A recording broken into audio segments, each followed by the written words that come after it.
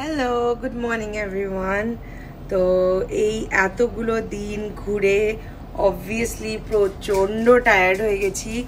আজকে বাড়ি এলাম, বাড়ি এসে ফ্রেশ হলাম, স্নান করলাম, বাড়ি খাওয়ার খেলাম। তো সরি, তো আলাদাই মজা।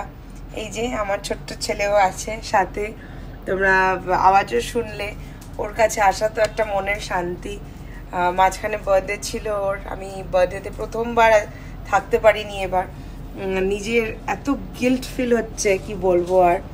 তো যাই হোক, ঘুরে আসলাম, খুব ভালো লাগলো। খুব টায়ার্ড, শরীরের অবস্থাও খুব একটা ভালো না, গলা শুনেই বুঝতে পারছো তোমরা।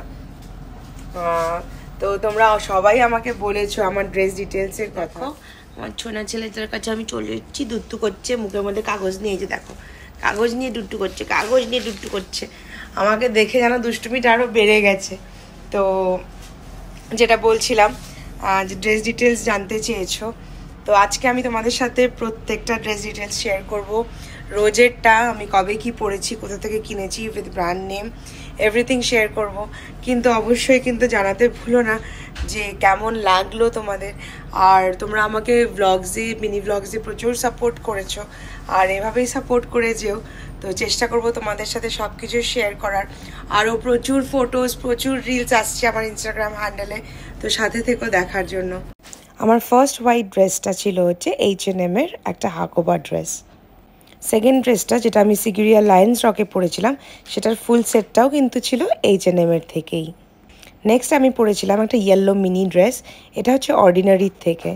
দারুণ সুন্দর ড্রেসটা। সেদিন আমরা গেছিলাম ক্যান্ডি লেকে ঘুরতে, কিন্তু তারপরে চেঞ্জ করে নিতে হয়েছিল। ডে 4-এ আমি একটা হোয়াইট কোয়ার্ড সেট পরেছিলাম, সেটা হলো ওয়েস্ট সাইড থেকে কেনা। ডে 5-এ আমি পরেছিলাম ব্লু শার্ট আর শর্টস, দুটোই ছিল H&M এর। নেক্সট ডে 6-এর ড্রেসটা ছিল নিউমি একটা ব্র্যান্ড থেকে।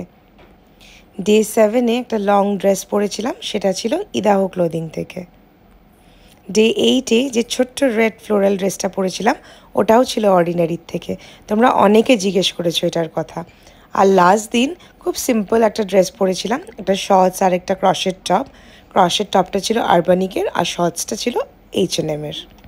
সো তোমাদের সাথে সব ডিটেলস শেয়ার করলাম, আমি কবে কি ড্রেস পরেছি, কোথা থেকে কিনেছি। তো তোমাদের কোন ড্রেসটা সব থেকে বেশি ভালো লেগেছে জানাতে কিন্তু ভুলো না আমাকে। আর আরও যদি কোনো জিজ্ঞাসা থাকে অবশ্যই কমেন্ট বক্সে জানিও, আমি চেষ্টা করব সবাইকে রিপ্লাই করার।